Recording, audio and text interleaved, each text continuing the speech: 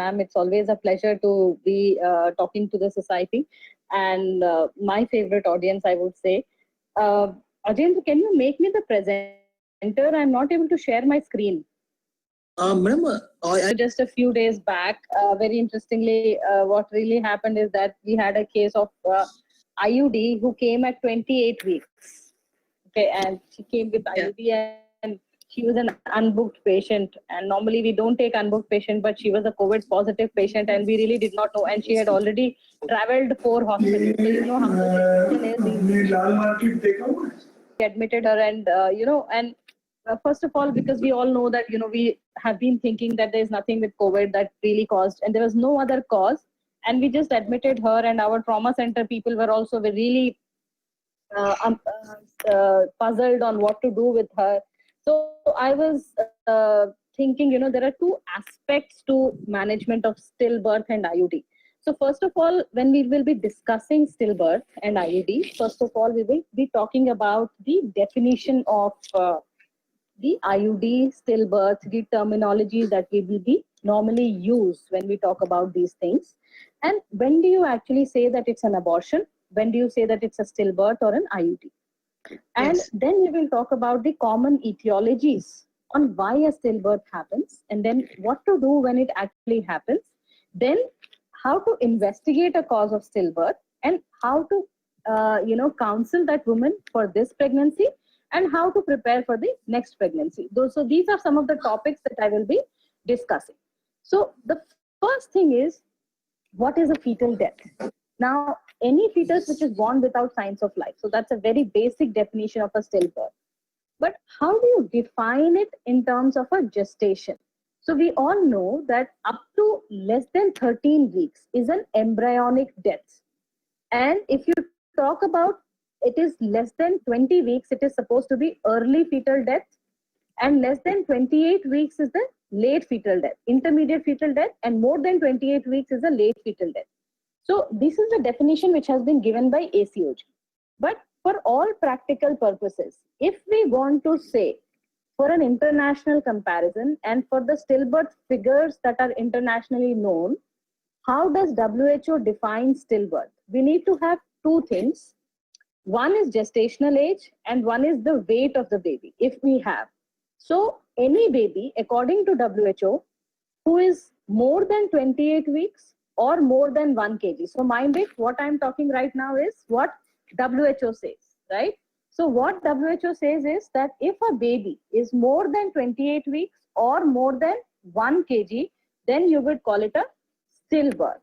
But there is a difference is that in places where you talk about fetal viability, right? And then you will say that if you take a time after which you will call a fetus as viable, okay? So say for example, in most of the advanced societies or, where you are able to save the baby, like even in our setup, if you have a very good nursery, right? So you can save a baby who's say more than 600 grammars. So there you have to decide the limit of viability. So in that condition, the stillbirth as defined by the ICD, International Classification of Diseases, it is 22 weeks. Now, let me sum it up. I have told you a lot of numbers. I have told you a lot of weights. Yes. I am not received your mail, ma'am. I am not received your mail. Please check my mail ID. मैंने WhatsApp किया है, ma'am. Just WhatsApp you my mail ID, ma'am. Okay. So, number one is that if we take the period of viability as a cutoff, then any baby who is more than 22 weeks, okay, and a birth weight of more than 500 grams is called a stillbirth. However, because it is difficult when you take all the countries in totality, so WHO for an international comparison defines stillbirth as more than 28 weeks or more than 1000 grams. So these are the only two definitions that we need to remember in terms of stillbirth. Now, we also need to know that there is an antepartum stillbirth, or what you call an intrauterine death, or an intrapartum stillbirth, which can happen during the process of labor. So These are the two different terminologies that you come across. Now, if we want to know how frequent is stillbirth, the stillbirth rate in India is around 22, which is not very good. Definitely, because in developed countries, the rate of stillbirths is almost less than 6. So in India, we are talking about 22, and the target is really, really far away. But the main problem with stillbirth is we are classifying so there is a confusion between the early neonatal deaths and stillbirth. So what we do not understand, we classify them as stillbirths. Maybe we are counting the stillbirths more than the neonatal deaths. So we count the stillbirths more, but we need to understand the etiology of both of them. So you have had a delivery, okay, and the baby is stillborn, maybe, or it is an IUD. So what exactly is the issue with the parents, right? So what is happening? So number one, it is a devastating issue. All of you must have come across, and I'm sure all of this team is an extremely experienced team of obstetricians. So it is a devastating issue for the parents and for the practitioners and for the obstetrician who. And then the first thing is कि ये हुआ क्यों, right? Everything, the first question that comes to our mind is कि हमने तो सब कुछ किया था, फिर ये हुआ क्यों? So first of all, coping with the grief, counseling the patients, trying to find the cause, and then planning for future pregnancies. So for this, it's very important to understand the etiology of stillbirth, right? So finally, we have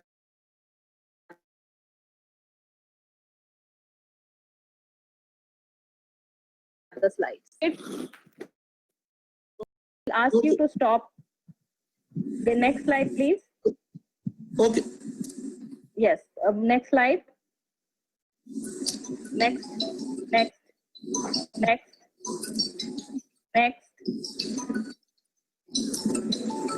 Yeah, next. Yes. I'm extremely sorry for this technical glitch. I don't know why I'm not able to share, but I think these are one of the limitations of being the chart that I was referring to, that we need to remember these two terminology, the early stillbirth definition, which is 22 weeks and 500 grams. So this is for most of the places where we define the viability as beyond 22 weeks, and the stillbirth definition by WHO for an international comparison, which it says more than 1000 grams and more than 28 weeks. So this is also very important for the purpose of documentation in your practice. God forbid you do come across such cases, these documentation remains very, very important on what you document as a stillbirth and what you document as an abortion. So if it's a borderline case, a 400 grammer, it's an abortion, but a 600 grammer, you could call it a stillbirth. So this is what is very, very important. So next slide, please. So next slide. And one more, just press one more button. Right. Here we are talking. So as I said, as soon as we have a case, an IUD happens, the first thing is we all know that our hearts sink, and we all know how badly it sinks. So, and we know ki kyun hua. So we have to progress. Of course, we have to really, we'll come to the counseling part, but we really need to understand why these things happen. So among the maternal causes, we know that there'll be a maternal cause, there'll be a fetal cause, there'll be a placental cause. But within the maternal cause, the first thing that we always कि हमने तो सब कुछ किया था. So what we tend to miss, and one of the most important causes here. So if a mother is a known chronic hypertensive, diabetic, and hypertensive and uncontrolled blood pressure, or an APLA or a renal disease, somewhere in our mind we are mentally prepared that this could happen. But what we are conveniently missing, and what we repeatedly miss, as an intrahepatic cholestasis of pregnancy. 33 weeks पे उस lady ने थोड़ी सी itching complain करी थी, and nothing else. And that lady did not come to you after that because there was no other complaint. And at 37 weeks, she has come to you with an IUD, right? And this happens to us so many times, and we are left regretting. So I feel that, ICP is one of the most common causes of IUD these days. When we are, we've improved our antenatal care, we've controlled diabetes, hypertension, thyroid, we're all looking at it. But somewhere ICP is something that we are missing out on, and bile acids are increasingly a marker for IUDs and stillbirth. So if you have a case of IUD and if you do have a facility, please do bile acids. A level of more than 40 shows an increased risk. A level of more than 100 is definitely shows an increased risk of IUD. So I think all of these spectrum of maternal causes could point out towards the reason why a stillbirth happened. Next slide. Again, fetal causes. Now, this is another very, very frustrating area. Abhi, recently during this COVID times, we've changed our entire system of working within AIMS, where our units have dissolved, and nothing is like previously. Within the last 3 months, our lives have been like completely changed. So within this system of functioning, it so happened that one of the days, a very high risk patient ended up in an IUD. So we went back, what happened? Because our antenatal patients were not coming, patients are reluctant to come to the hospital. So we thought, kya hua? How does IUD happen? And then we realized, humne to sab kuch kiya tha. So, this one of the most difficult part of detecting what we are missing out these days is late fetal growth restriction. Now, this patient was following up very nicely till 32 weeks. Everything was all right. And normally now we have made it a policy of doing a growth scan between 32 to 34 weeks to detect a late fetal growth restriction. Now,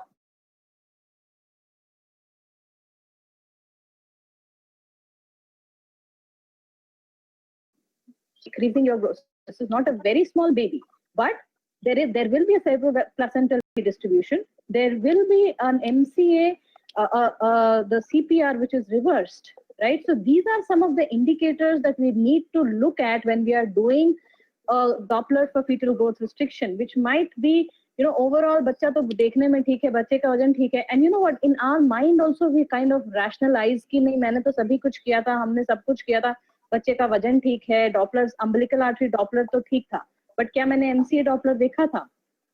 So this is another very important reason for late stillbirth that we really need to look into. So alloimmunization is something that, it is on your face. RH hai, stillbirth ho sakta hai. Chromosomal genetic abnormalities, your dual risk was high, or the baby was malformed. So congenital malformations is the disease of the rich, right? So, the rich countries. But we are still suffering with our stillbirths being intrapartum and, lack of stillbirth attendants. So that's still the major causes. But yes, these also contribute to one of the big causes. Fetal hydrops will be in your face. You RH isoimmunized pregnancy, fetal hydrops, or a parvovirus non-immune hydrops. But what we need to, if we are reading about stillbirth and we are able to detect one late fetal growth restriction, then we should be happy that, maybe we prevented one stillbirth. So that is one very important message, because we have come across and we have learned the hard way that, late fetal growth restriction can be prevented as a preventable cause of stillbirth. Next slide, please. Ajendra, next slide, please. Yeah. So placental causes, again, I would like to tell you again, during this COVID period only, by chance we prevented this stillbirth is that, a doctor who came to us suddenly had these abnormal values of Dopplers, growth restriction, and MCA-PSV was so raised, and she had not come for 2 months because she was so busy, and antenatal, she had no follow-up, nothing. And suddenly she came, the baby was so small, Dopplers were completely deranged, and what we find is a placental chorioangioma. Right? So, these are the causes. If she had not come now, or she could have landed up in an IUD. So, so these are the reasons that a third trimester ultrasound is indicated to prevent a stillbirth. But the more common causes are placental abruption, uteroplacental insufficiency, placental pathology, and umbilical cord complications, a cord knot, a true knot of cord, or a cord accident. So all these things can result in a late stillbirth. Abruption is something that will present as a clinical feature, and the patient will have pain abdomen and all those things. So, but a placental abruption will also have something like a polyhydramnios or a severe preeclampsia. So you'll have a maternal fetal placental picture. Similarly, a uteroplacental insufficiency, you have a cause, and you know that, okay, placental thrombosis is a cause, a uteroplacental insufficiency is a cause. Next slide, please. So infections, again, very, very important in the developing world. In the developed countries, it's not a big cause, but 50% times there is some infection, but this is following leaking. So, aisa nahi hota hai ki, and Let me tell you, it's more likely to be a bacterial infection. A viral infection will also manifest in other ways. Like for example, parvovirus, it will have high drop. CMV will have some fetal features. So it's more of a bacterial infection following leaking per vagina. You know, PPROM hai, uske baad leaking ho gaya, fir infection ho gaya, and then you end up in the baby had a stillbirth. So there is a precedence of an infection and then a stillbirth. So next slide. So next slide, please. So these are other infections like CMV and syphilis, which lead to, this is again a major area of investigation for stillbirth, but not recurrent stillbirths. So that is what we need to remember. Next slide. However, you know, the most frustrating part is that despite our extensive investigations, most of the time, there would be no reason for stillbirths. There will be no identifiable maternal, fetal, or placental etiology, and it is most likely near term, you know, at the last minute, and it's most frustrating. Next slide, please.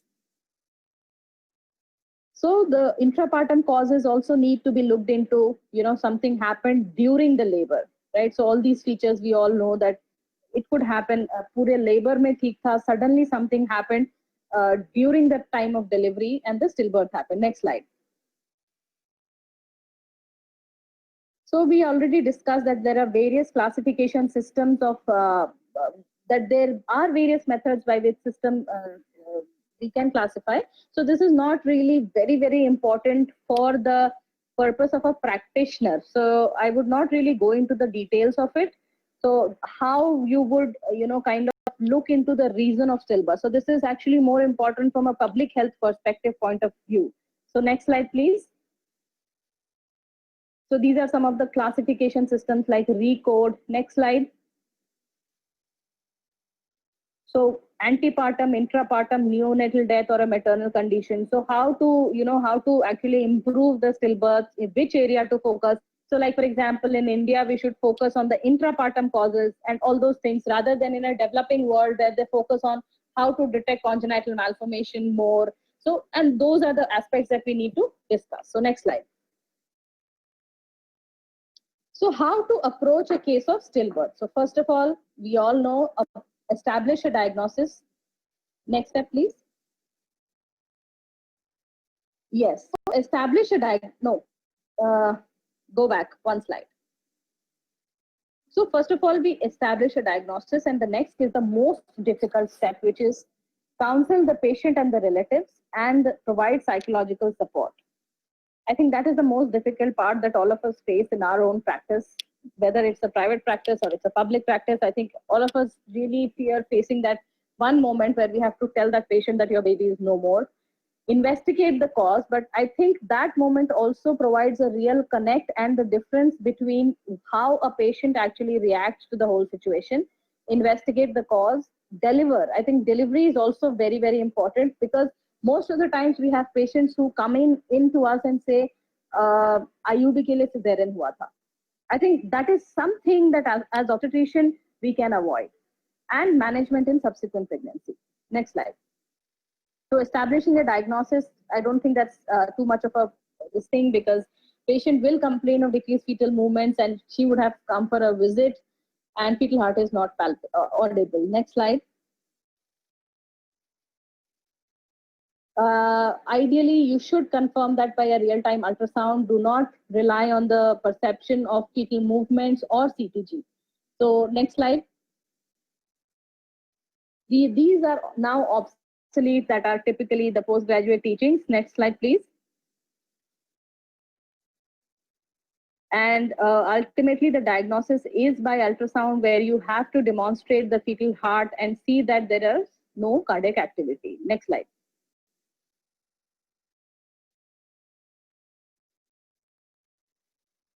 Yes, so what is the most important part is the counseling part, where you have to confirm the diagnosis, take the patient to a private room and in a unhurried manner. So I think all of us have faced this situation in which it is always prudent not to break the news immediately to the relative and just check that patient and check that she has a relative with her, because everybody really goes through that cycle of disbelief and anger, that ये कैसे हो गया, and then shock and guilt कि क्या मैंने कुछ कर दिया, then नहीं ये मेरे साथ नहीं हो सकता, right? And then obviously then they finally give in.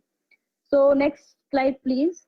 So in after we have confirmed the diagnosis and we have to counsel them, right? So next slide please. So in the counseling, what we have to talk to them is that, okay, this has happened now, but even if we do the investigations, we will not be able to know the cause in 50% of the cases. Now, there is a situation in which a mother is a diabetic or an APLA or something, then we will know the cause. If we know the cause, then we can plan for the future and further investigation is necessary. But if we do not know the cause, like, upfront there is no cause, we need to give an option of fetal autopsy.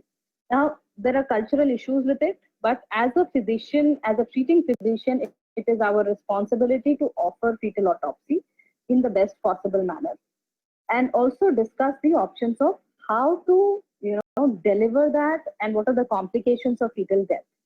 जो सबसे पहले जो दिमाग में आता है कि बच्चा जो है जहर फैल जाएगा या इन्फेक्शन हो जाएगा, सो वो एक हमारा दिमाग में जो सबसे पहले जो पेशेंट के दिमाग में जाता है वो चीज हमें छोड़ना है. So this is the counseling protocol that we follow. We have a written protocol also. This is a typical communication. So reinforce the patient's self-worth, the COPE protocol. Communicate with the patient, give her the options in decision making. So once you have told her it is not really necessary कि तुम अभी भर्ती हो जाओ और अभी हम deliver करेंगे, give her options in decision making. Does she have caretakers with her, and give her emotional support to decide. Also, there are various other protocols. I'm sure a lot of people here are RCOG, MRCOG people. So various strategies, you can take any of them, but essentially it is all about empathy, connecting with your patients and talking to them about what they would want to do, how to go about it, give them time, and also try to understand the cause. Now, next slide, please. Yes, next slide. So now we will talk about investigating, how to go about investigating this patient. So as we all know, we have to take a detailed history, maternal investigation, evaluating the newborn, fetal investigation, and placental investigation. Now, if an obvious cause is present, no further testing or a limited testing like a cord prolapse or an anencephaly, baby is congenitally malformed, or suppose in our cases, a lot of patients, babies have high drops. So in that case, we will obviously not do anything, and we will say that, we will next time we will transfuse earlier and make sure that you don't reach to that stage. So if there is an obvious cause, let's not prolong it further. So next slide, please. So when you're taking a history, a detailed present pregnancy history should be taken, which should include the maternal age. More advanced the age, the more the risk. Presence of diabetes, hypertension, abruption, cholestasis. So cholestasis, again, I would like to re-emphasize any PFROM, and any abdominal trauma or smoking. OBS history, like if a previous the baby has congenital anomaly or a growth restriction, then gestational hypertension. So all these detailed history has to be taken, and a family history along with a medical condition like thrombophilia and diabetes. So this is actually from the ACOG practice bulletin. It's a very useful list to have if there is a history of IUD. So just, just to complete the list. Now, investigating the cause, how to go about the general physical examination. Just do a, so do a detailed general physical examination per speculum and a per vaginal examination to rule out any bleeding, infection, ascending infections leading to stillbirths.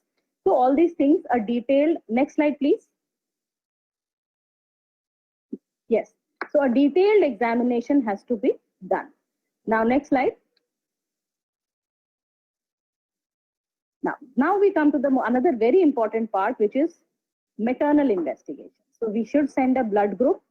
Now, by blood group, and because we are looking at feto-maternal hemorrhage, sometimes we don't know, the cause, and the ICT, sometimes we don't know what is happening.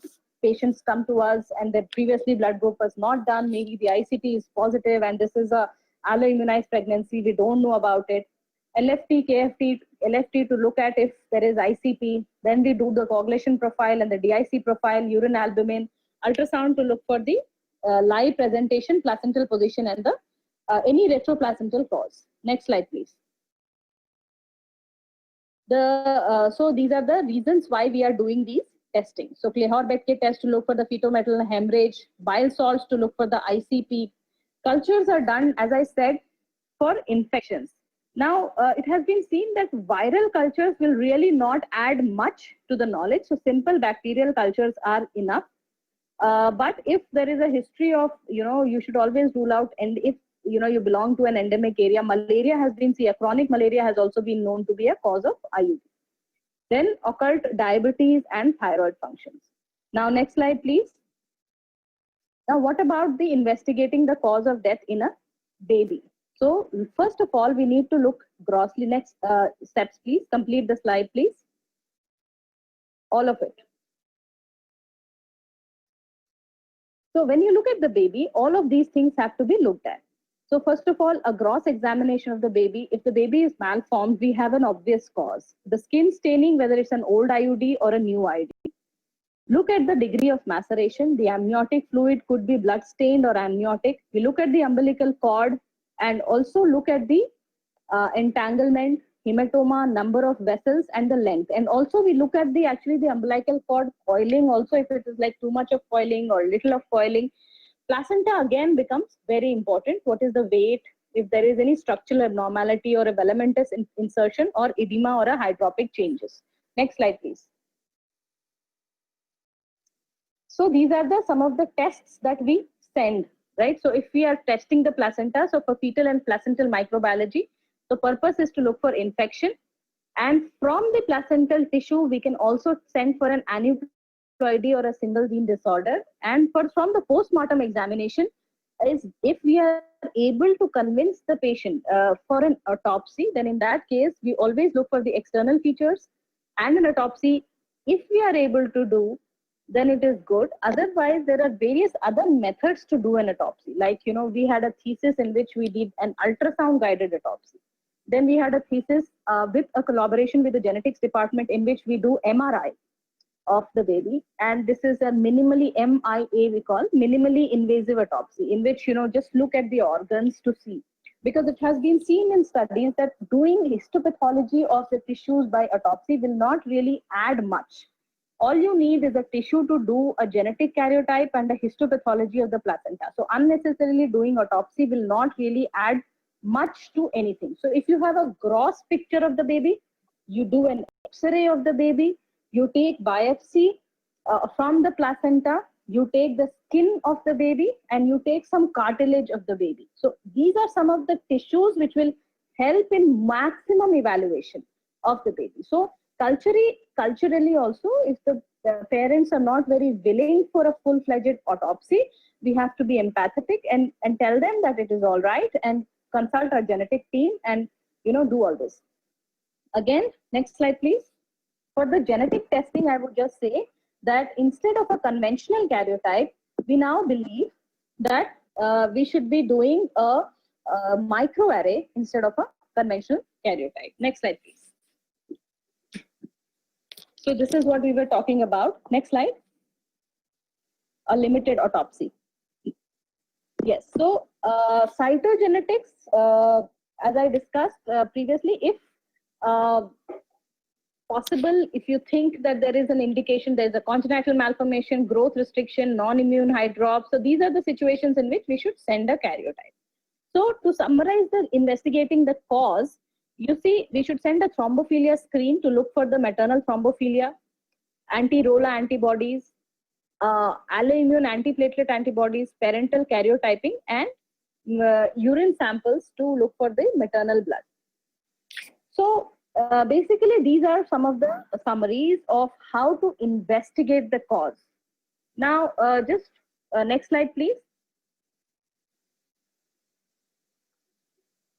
So next slide.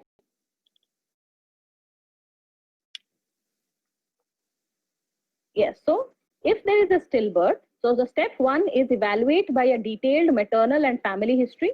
The step 2 is do maternal investigations. The step 3 is evaluate the baby by an external physical examination, clinical photographs, and radiological studies. If possible, get a full autopsy or a partial autopsy. The step 4 is examine the cord. Step 5 is examine the placenta. And step 6 is cytogenetic investigation. So if we follow these 6 steps, then we will have done a justice to a patient, the unfortunate patient who had this event, and at least tried to give her an answer which would only be in 50% of the cases. But still, we would have done justice to what can be done. So, next part. Now, I'll just quickly go through what to do when this has already happened. Right? So now, next slide, please. Ab IUD ho gaya, so should we induce it immediately? So what really happens is that spontaneous onset of labor will occur in, yes, so spontaneous onset of labor will occur in 80% in 2 weeks. So this is what I was talking about when I started my lecture by saying that at 28 weeks, this lady came and, you know, the trauma center people, we admitted her, and every day I used to get a call, ab kya kare madam, ab kya kare madam. So I said, kuch nahi karna hai, ruk jaiye. So within a week, she delivered normally on the bed and she did not require anything and she went home normally. So I think we should not, so that's the most important thing, that for an IUD, let's not give a scar. But if there is an indication like ruptured membrane, abruption, preeclampsia, sepsis, then we have to expedite the delivery. Next slide, please. So, next slide, please. If you are planning to choose expectant management, then we should periodically follow that patient up with temperature, bleeding, pain, abdomen. Now, the chance of DIC is really remote. वो जो हम typically सोचते हैं जहर फैल जाएगा या DIC हो जाएगा, so the chance of DIC is really very, very remote and nothing really happens. So we can easily wait. So chance of DIC is actually 10% within 4 weeks. So normally 1 or 2 weeks, if we wait, there is nothing really happens. But what really happens is the mother is very anxious that, okay, I am carrying a dead baby. And till the time that you don't deliver, the entire trauma doesn't go. So I think as obstetricians, we all know that we want to get it done with and be over with the whole episode. So that's more of a reason why we deliver. Next slide, please. So in the next slide, I think this is something that we really, really need to remember, that if the gestation is less than 26 weeks versus the gestation is more than 27 weeks. This is what we are doing mostly. I think all of us are following this protocol. If it is less than 26 weeks, we are an unscarred uterus, we are giving Mifi plus Meso as a first line drug, and we are giving 100 micrograms 6 hourly, less than 26 weeks. So it can be, suppose if it is say closer to 22 weeks or 24 weeks, we increase the dose, maybe make it 200. But if it is more than 28 weeks, then it is around 50 microgram 4 hourly. So this is the dose that we are using for induction of labor. If, however, it's a scarred uterus, it's a previous cesarean, then we have had very good results with mifepristone 200 microgram. What we do is milligram. Sorry for that. So that is 3 times a day for 2 days or twice a day for 3 days. So we just give it mifepristone, just keep the patient admitted or even send her home, depending on the patient. And just don't do anything. Just give her thrice a day for 48 hours and just leave her alone. Most of the time they go into labor. And if they don't, then maybe you could just do some ripening, or then you use a mechanical method. But I think it has worked really well for most of us. Next slide, please. Right, so this is taken from this regimen of FIGO, and we are routinely using it. What about intrapartum management? Antibiotics are recommended if we are suspecting sepsis. Pain relief, you could do, even we have given epidurals for pain relief because these patients are really, really anxious and, you know, very, very low in their moods. So even epidural, do whatever you can to allay their pain. But DIC profile, if it has been prolonged since the time of diagnosis, and emotional support and practical needs, keep her away from the general labor room. That is what is most important. Post-delivery care is very, very important. You could ask them if they want to see the baby, but you know, it's up to them to really see what they want. And patient suppression is very, very important. Subsequent pregnancy risk is recurrences 2 to 10 times. In the subsequent pregnancy, I think I will just say, can we just have the next slide, please? Again, the next slide, please. Yes, so this is the intrapartum part that I was talking about, that antibiotics only if we are suspecting sepsis. Pain, if required, even labor analgesia can be given, and support is very, very important. Keep her away from the other women in labor room and in an isolated cubicle. Next slide, please. Lactation suppression is the most important part so that she does not lactate and have problems. Next slide. As I said, subsequent pregnancy, the risk of recurrence is 2 to 10-fold. So this is a bit of a problem, because especially if we have not found a cause and idiopathic, so counseling and prevention and prediction is very, very important. So next slide, please. And it also depends on what was the initial cause. Say, for example, abruption, the risk is more. Preeclampsia, the risk is more. Then trisomies, the risk is 1%. So if you have a cause, you can always counsel for the risk of recurrence. Next slide, please. So this is very important. If she had a previous IUD, then review records, possible etiology, determine the recurrence of risk of recurrence, and change the potentially modifiable factor, optimize the maternal condition. Next slide. In the subsequent pregnancy, next slide. So follow the ideal protocol for the subsequent pregnancy. In the first trimester, do your normal screening, dating, and diabetes screening, and apply and look for thrombophilia, provide adequate support. Next slide. Do the routine anatomical survey and quad screen if you have missed a dual screen, and support and reassurance. In the third trimester, next slide. Most importantly, as I said, rule out FGR, and if you had no cause, then start antepartum fetal surveillance from 32 weeks onward. So this is one thing that we need to remember, that if we did not find a cause, even then start the surveillance from 32 weeks onwards. Next slide. Yes, so subsequent if there has been no cause, then elective induction at 39 weeks, because it has been seen that if you go post dates, then the risk of stillbirths may slightly increased. So periconceptual folic acid, proper detection of hypertensive disorder. Next slide, please. The management principles of the pregnancy. Next slide, please. Yes, is periconceptual folic acid, detection of hypertensive disorders, manage FGR, do not go post-term, and have a good care during the birth, intrapartum care. Next slide. So I think this is what I want to tell, that how to investigate, how to deliver.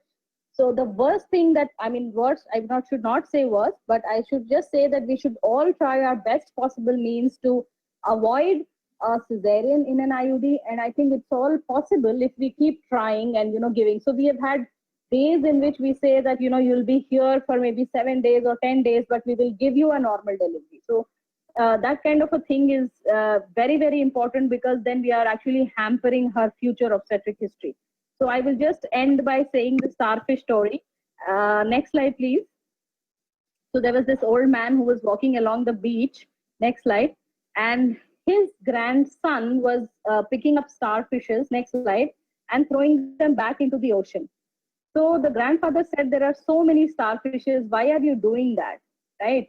How much can you actually help? Next slide. You will never be able to make that difference. After listening politely, the boy smiled and picked another starfish and threw it back in the ocean and said, it made a difference to that one. So I feel that if we can make a difference to one single mother or one single baby by properly investigating and giving a good and happy outcome in the next pregnancy, I think we would have done a good job. Thank you so much.